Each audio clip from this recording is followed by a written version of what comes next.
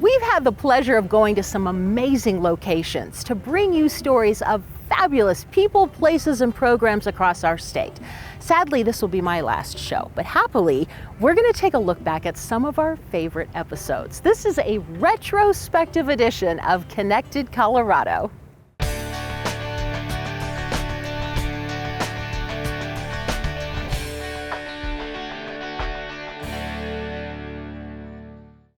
Hi, I'm Wendy Brockman. Hi, I'm Wendy Brockman. Hi, I'm Wendy Brockman. I'm Wendy Brockman at the Food Bank of the Rockies, at the Arvada Center, at the Arapahoe Douglas Workforce Center. We're on the helipad of the Children's Hospital, here on the roof of the Denver Museum of Nature and Science, an alpaca farm, on ice skates. What's new at the Denver Zoo? We're here at the Butterfly Pavilion in Westminster. We're here at the National Renewable Energy Laboratory. We are here at the National Center for Atmospheric Research. The eyes of the nation are on Denver as the city hosts the Democratic National Convention. And by now you've probably heard the phrase digital transition. Hi, I'm Wendy Brockman.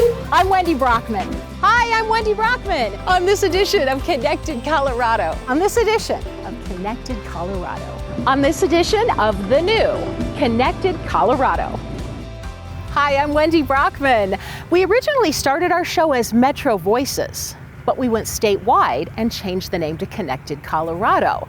Here's a segment from the early years at the Littleton Museum where they scheduled the birth of a baby calf that day, just for us. There are two working farms here at the Littleton Museum, one from the 1860s, one from the 1890s. We're at the 1890s farm, and we're just beaming because just a few minutes ago, a baby calf was born. Yes. This is Tamara Flowers. She's a living history interpreter. Tell me about your new baby calf. Oh, she's precious. It's a little baby girl.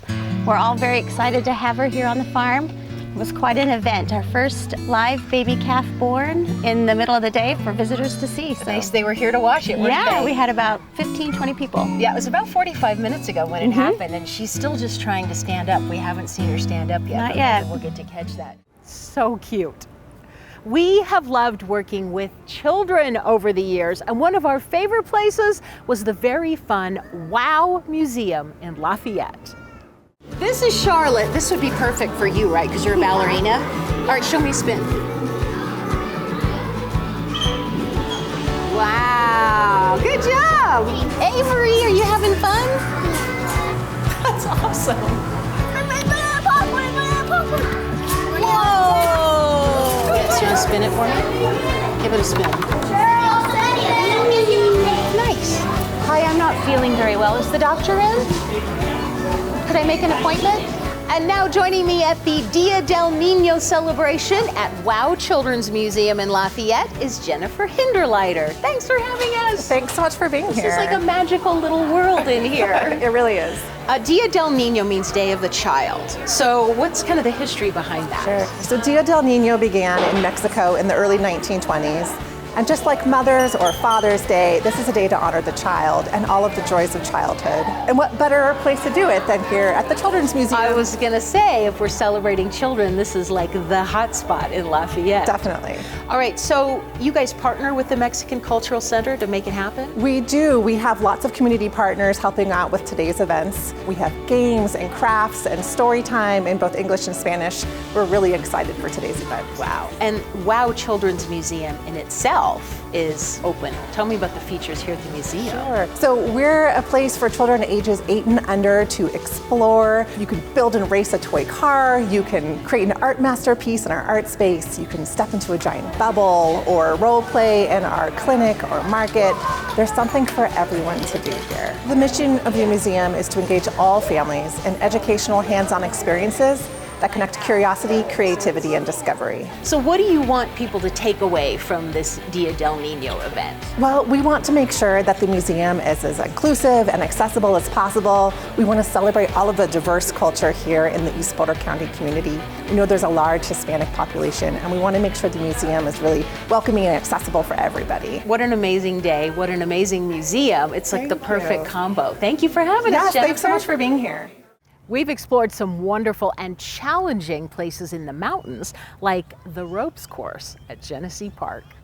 We're here at the ropes course at Genesee Park, and joining me is Kelly Lund. Hi. Hi, how you doing? Good, how are you? Good. Why do you guys have a ropes course? Great question. Yeah, we do team building and experiential education with different groups of people, whether they be students or corporate groups or anything in between. We bring them up here and we teach them about team building and communication and building a healthy community. So how does it work? Basically, different groups, whether they be school groups, corporate groups, different types of colleges and things like that, call and book programs with us. They need to be more than 8 people, less than 120. Basically, we create a program for them to work on team building, communication, trust. This one looks like it's all about balance. It is. This is a high element, really focused on balance right here. We really try to get people out of their comfort zone and into what we call a challenge zone, so a learning zone, so where we're learning and growing and learning things about ourselves in environments where we might not normally operate. And you have fun. You have corporate groups, bachelorette parties, We inner do. city kids. I'm Yeah. sure that's a great experience for them Absolutely. to come up. We do about 90% students and about 10% adult groups. We have a great time up here. A lot of students from inner city Denver that have never been up to the mountains before, and it's a really cool experience for them. Brand new experience. Yeah. So Kelly, tell me about this element. This is tough, right? Absolutely, absolutely. We call this the Giant's Ladder, and it's both mentally and physically pretty tough. The goal of this element is to get to the top of these rungs. You can see it's basically like a giant ladder. The easiest way to do it is actually utilize your partner as opposed to just climbing it yourself. So they're working together. Exactly. So this would be a very unique option for a social gathering. This would be a great idea. Something fun for Absolutely. someone to do. So it's a physical challenge, but how scary is it? It is mentally challenging on a spectrum for different people. So some people it might be challenging just to climb 10 feet up and climb back down. Other people, they might want to complete the whole element. We operate kind of on a system we call challenge by choice. So we want to empower people to make their choices that are good for themselves during the day and set goals for themselves. So we don't pressure anyone to complete the element. We just want them to challenge themselves. You just push yourself. Exactly. All right, as great. far as they want to go. Thanks so much for having us, Kelly. Good luck with your venture. You're welcome, Wendy. Would you like to try one? Okay. All right, let's do it. Okay. Great. Okay, spotters ready? Ready. On belay. Belay is on. On belay. Okay. Wendy climbing. Climb on, Wendy. Climb on, Wendy.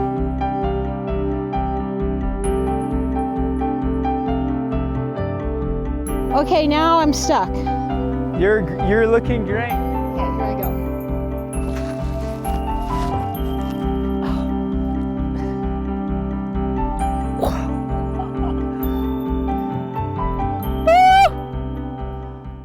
One subject everyone loves is food, and Stanley Marketplace in Aurora is one of our favorites. Did your mother ever tell you not to play with food? I get a chance to do it today at Mondo Market. I'm turning on the machine, little basil, for example, in the top, and look what comes out at the bottom, the noodles.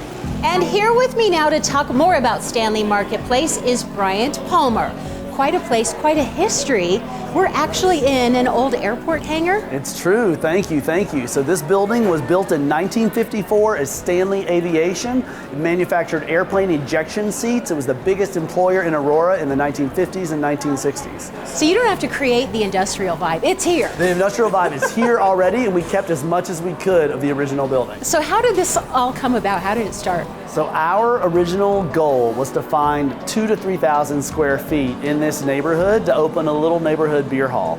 And through a series of fortuitous events, we came across the Stanley Aviation building and had to change our plan entirely. We saw this building and knew it had to be something amazing. Now how many square feet? 140,000 square feet, so a little bigger than what we were looking for. The city of Aurora really helped out. The city of Aurora was hugely helpful. They're the ones who originally showed our team the building, and ever since we expressed interest in the project, they've been incredibly supportive. How many businesses are here? So 54 businesses, and they're all independently owned Colorado businesses. And the variety. There's a lot of variety here. We have a little bit of everything. We have restaurants, we have retail spots, we have fitness entities, just about anything you can imagine. Yoga. Yep, yoga studio. There's a great wine shop. There's a great wine shop and an urban winery too. A bouncy place for kids. Yep. You do kids like gymnastics, summer learning program. Summer learning program from several different businesses, a maker space. Swing dancing. Swing dancing, why not? Why Yeah. not? You even have a guest psychic. Yep, it's true. We have a guest psychic coming in a little while. We want Stanley to be the kind of place where there's always something new and interesting happening. Having just Colorado businesses, that's your philosophy. Absolutely. We decided very early on that we wanted to be a celebration of independently owned Colorado businesses, and so we sought out small local businesses to join our project. Well, Brian, I love coming here with my family. We can't wait to try more stuff. Sweet cow ice cream. So good. It's insane. It's so good. Thanks for having us. Thank you very much for being here. Another gem at Stanley Marketplace, Roll and Smoke Barbecue. I'm here with Wade. What are we cooking? Beef brisket. Let's see it. Oh my gosh, I wish you guys could smell that. With your meal, you may want something to drink. At Stanley Beer Hall, you get your card at the door, grab your own glass, you head over here, choose your selection, use your card, and pour your own. And now I'm in the kitchen with Jeff at Saza. The name is a combination between pizza and salad. Correct. All right, I'm gonna do a little olive oil. Can we make that mushroom and Oh, the Verdi pizza. It's wonderful. with the spinach? Yes. Okay, good. And I am here with David at Miette au Chocolat. I got that right, didn't I? That was good. that's good. You guys make all of your own stuff. You can even watch it through the window. Oh yeah, It's like artwork. Seriously. it's fun. That's what it is. Gorgeous. How can you be so delicate with all of that stuff? It's just a lot of practice, you know. You just, practice. You know? Practice. Yeah. Okay, can I try one of these? Yeah, definitely. These are macaroon. Yeah, it's a French macaron. It's a little cookie made with almond flour, egg whites, powdered sugar, and this one here is raspberry. We have 6 flavors that we run through the shop. A couple of them rotate. Oh, come on. It's A lot of raspberry. It is It's raspberry. so good.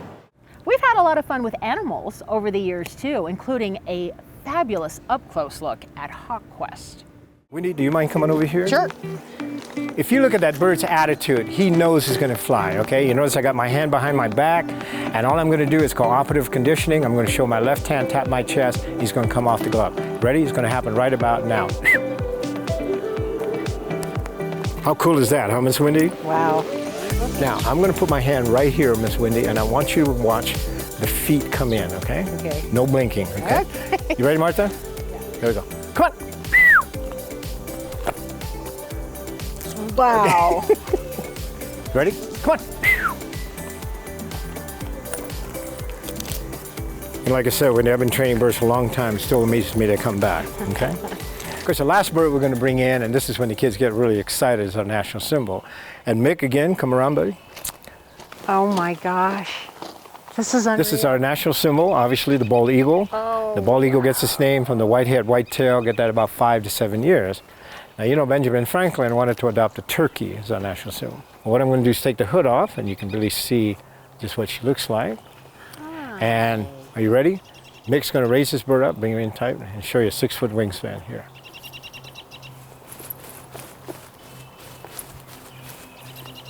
How cool is that? So, you asked me earlier what we do for the kids. You know, and you can certainly see a bald eagle flying around, or you can see them in a zoo, but they're always behind fences. You get a young man or a young lady and see a bald eagle about 8 inches away, I think it's pretty impressive. Those are strong wings. Oh, they are very strong. And like I told you earlier, the bald eagles in the wild can live to be about 30. In captivity, they can live to be 70 to 80. So I'm going to have to pass this bird on to somebody else. How old is he? She's going on about 17. So in terms of eagles, that's very young. How did you get her? We got this bird through a rehab organization. Basically what happened was somebody shot this bird's father. So they took it to a rehab center and they had to hand feed her. So once again, there's the imprintation. And she's just a great bird. She's just an awesome bird. That may have been one of the most epic moments of my life. It is nothing like seeing it in the zoo. No, no. Thank you for having me. Thank you. Amazing. Thank you. Planes, trains, and automobiles, and also bicycles, tractors, kayaks, and horseback. We get around. Hi, I'm Wendy Brockman at Bear Creek Lake Park in Lakewood. Look at this beauty. I just couldn't resist getting in the saddle. And they have a Model T here at the museum. As you can see, 2016 is an exciting year for transportation. Thanks to Berry Patch Farms in Brighton for having us. We had an amazing time picking berries.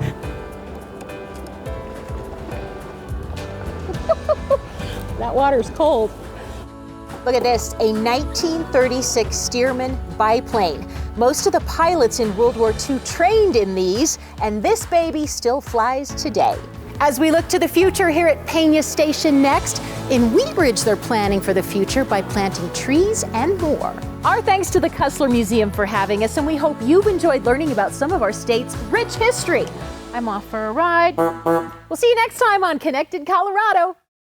One of the most adorable places we visited was Jefferson Farms for some very fun alpacas, or Paco Vacunas to be exact. All right, now back to the alpacas. With me is Jane Levine, owner of Jefferson Farm Natural Fibers. Thanks for having us. Thanks for coming out. Okay, tell me about these babies. We're surrounded by babies. Well, most of these are actually Paco Vacunas, so they're a more primitive type of alpaca, bred to be closer in fiber characteristics to the true Vacuna, which is the ancestor of the alpaca, the wild animal that alpacas were domesticated from. So with this type of fiber, it's denser, it's finer, it has a good staple length, so we're able to really get a premium for it. So it's in microns of 12 to 16 microns, regardless of the age of the animal. So you make things out of it like you would with sheep's wool? We do. We make hats, scarves, accessories. The coarser fibers we have processed into rug yarn, so we have a lot of nice rugs. So it's not just domestic home products, it's really finer accessories. How many do you have? This property we have probably about 175 after this crop of spring babies. And down in Salida we have a second farm, which is 90 acres, so we have 400. So 175 of them here, you seriously know their names? I know the majority of their names, okay, but they're all microchipped so I can look them up. Prove it, Jane. All right. This is Serenity. She's one of our older girls. This is Portia with a T. That white one out there is actually Delilah. The fluffy one? The fluffy one. This one is Liana. Liana! So sometimes she's friendly, sometimes she's grumpy. This is Davidia coming up behind us here. Hi, Davidia. And you've bottle fed these babies. I mean, you're there the day they're born. We have a mom. Yeah, we try to be there to see every delivery, but these are excellent moms. They take care of their babies and they're protective of them. But on a few occasions we've lost the mom or the mom hasn't bonded with the baby. So in that case, we will feed. You've learned a lot about these animals through traveling, right? We have. The Paco Vacunas, our original ones, we actually traveled to Chile and selected them from the big herds up on the Altiplano. We were looking for strong Vacuna traits, so we selected our herds. They were quarantined there, flown to the U.S., quarantined here for a month, and then delivered to our farms. What an interesting lifestyle you have. What do you think about it? I would never have anticipated it. We were medical. My husband is still medical. He's still practicing cardiology. He's a cardiologist? He's a cardiologist. So, and I did cardiac ultrasound and nuclear medicine. So when we first got the farm, I continued to work until it just became too difficult to get to work on time because someone was having a baby or I needed to take care of the animals. So I retired and this became my full-time job. But we started the farm so that I could have a house for my mom and dad, take care of them as they got older, and that we could live on the same property. So we see all these beautiful items here. Now it makes sense. All the beautiful animals you have out there, now they're what, earning their keep? Exactly, and they do a good job earning their keep. Thank you so much for having us out here, Jane. Thank you for coming. Thank you for loving my babies. I love them. Right. So out of all the amazing places we've been, my very favorite, Lockheed Martin, as they prepare to go back to the moon. Some of the details may have changed since that interview, but the intention remains the same.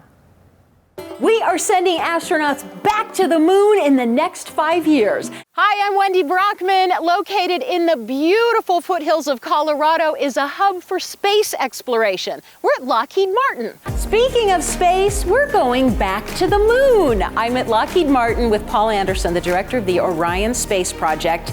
We are going back to the moon, but this is next level. It's absolutely the next level, Wendy. We have had an amazing last couple of years getting prepared for what is going to be an absolute historic visit. We have been to the surface of the moon as a species back in the 60s, of course. The 50th anniversary of the first moon landing on Apollo 11 was this past summer. But now we're going to go to stay. Not only are we going to be visiting the moon, we're going to have a permanent presence there on the surface and in lunar orbit. And all of this is going to prepare us for eventually going to Mars. We are hoping to do that here, and certainly within my lifetime. It's a very, very exciting time right now for not just Lockheed Martin, but for all of Colorado and all of aerospace. So compared to Apollo, Orion is like the Ferrari. Exactly right.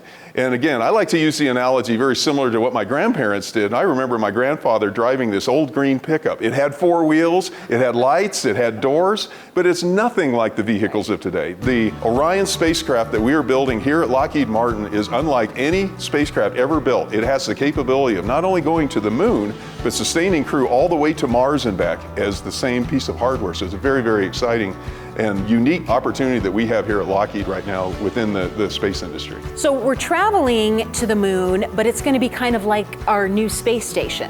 You can set up shop there, and then we go to Mars. That's correct. In other words, permanent presence. We're going to have humans in lunar orbit for long duration periods of time, as well as onto the lunar surface. And what this allows us to do, Wendy, is to practice. I like to call it the first step in actually going to Mars. So that's really the goal here. The goal is not just to go do a one-time visit to the lunar surface, but to eventually get human presence at Mars and onto the surface of Mars in the 2030s. Our previous trips to the moon, we've explored maybe like a 2 square mile area. It's way bigger, and you actually want to get underneath where you've discovered water and oxygen. That's exactly right. The equivalent is for those folks who have visited Colorado before, if all you did, and no offense, if you just came to Denver and didn't leave DIA, DIA is a beautiful place, but you have missed the majesty of the mountains, you have missed the beautiful eastern Colorado fields. That's the equivalent. We're going to visit the South Pole of the moon. And the reason the South Pole is so fascinating, so amazing is we have very hard evidence that there is frozen water there. There's been there very vast amounts.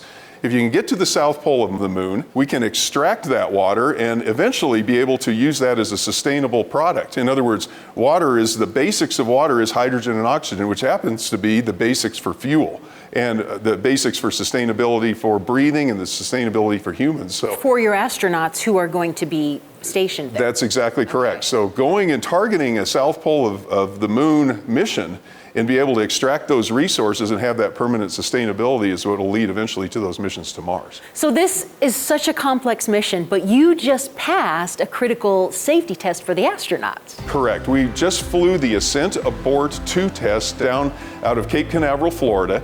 And what that test involved was, as the rocket is leaving Earth and accelerating into orbit, if there were an issue with the launch vehicle during the most difficult point in the flight, we would be able to abort off the vehicle and then get the astronauts safely and parachute them down into the ocean. So just a huge advancement. It was a huge successful test, and it is the first time since the early Apollo era that any sort of a test like this has been successfully performed. And again, with the technology of Orion and the ability to do launch abort systems in an absolute 21st century way, this is going to ensure astronaut safety as we go forward into this program. It's incredible, the technology that's coming out of Colorado. Yes. What you do at Lockheed Martin, you are working across the country and around the world, but really this is kind of your home base. Exactly, and for those of you who are from Colorado, this is I like to call it ground zero of space. Yeah. The state of Colorado, we are blessed to have outstanding academic institutions, whether it's University of Colorado, Metro State, Colorado School of Mines, Colorado State University. They feed the industry. In fact, we are the largest industry in the nation per capita. Most aerospace workers, more than any other state in the United States, continuing to grow. There are over 450 aerospace companies. Of course, Lockheed Martin is where I work, but we partner with these other companies, and we are so fortunate to have a state with an economy that is so, the aerospace industry is so important to the economy. We have so much support on all sides for these space missions, and we're very fortunate to be a part of that. It's amazing to think what could be. Anything else on the horizon that you might want to tease? Yeah, not only are we doing space exploration on the human side, we continue to do robotic exploration of heavenly bodies. In fact, at Lockheed Martin, over the last 20 years, we literally have flown dozens of probes, uncrewed, various science probes to literally every planet. We have a probe right now that is at the sun doing science exploration, and we just had a New Horizons probe a year or so ago fly by Pluto. First time we've ever been able to exit the outsides of the solar system So with something. Pluto's still in the mix officially? Pluto is still in the mix, and we can make a nice argument and have a beer whether it's a planet or not, but those who are interested, we have very high scientific value of visiting bodies all the way out to Pluto and beyond. Paul, it is mind-blowing what is going on here. Thank you so much for having us. Oh, you're absolutely welcome, and we're so excited to have such an exciting program here at Lockheed Martin and in the state of Colorado. Love it. So how would you like to go inside the Orion spacecraft? This is CJ, he's driving for us. This is a 3D model. We're going in through the side hatch, actually into the capsule. This is like an immersive visualization cave where the engineers can come, really get a feel for what it's like in here, move around the space capsule, and then collaborate and talk and come up with creative ideas to go to the moon. Virtual reality is a reality here at Lockheed Martin.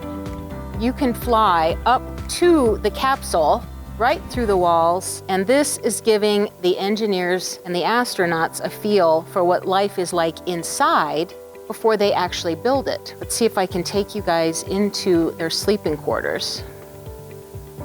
So in this compartment, it includes their sleeping quarters, and check out their bed. This is their little pillow up here. They strap themselves in and they can get a good night's sleep. So this is giving everyone here a real life scenario, I feel like I'm falling, of how to build this thing. Wow, I'm back on Earth. What a ride. What a ride. We've had so much fun and visited so many amazing places across our state, and we have just scratched the surface. It's been my pleasure. Thank you to all of our member cities and counties, and to you, our wonderful viewers. We hope you will join our new host on a new adventure on the next Connected Colorado.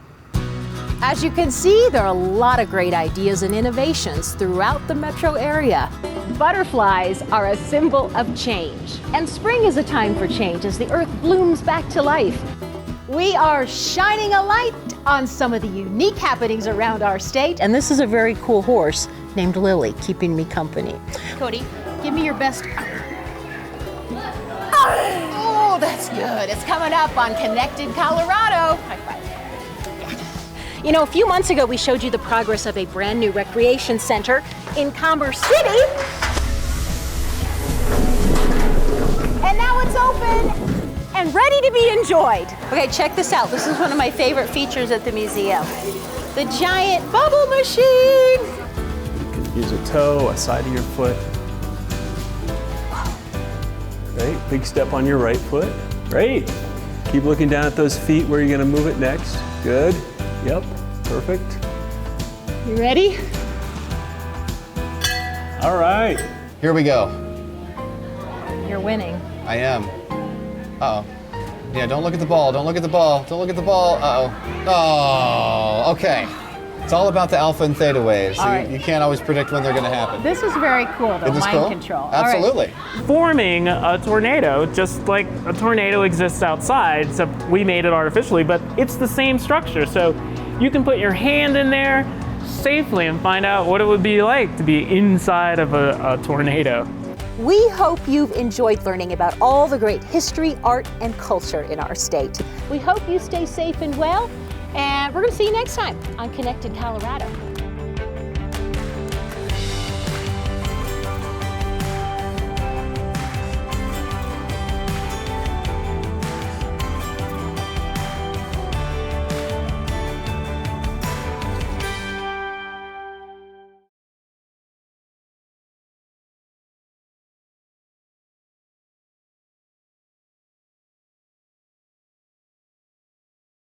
We're taking a look back at some of the amazing places we've visited over the years on a retrospective edition of Connected Colorado.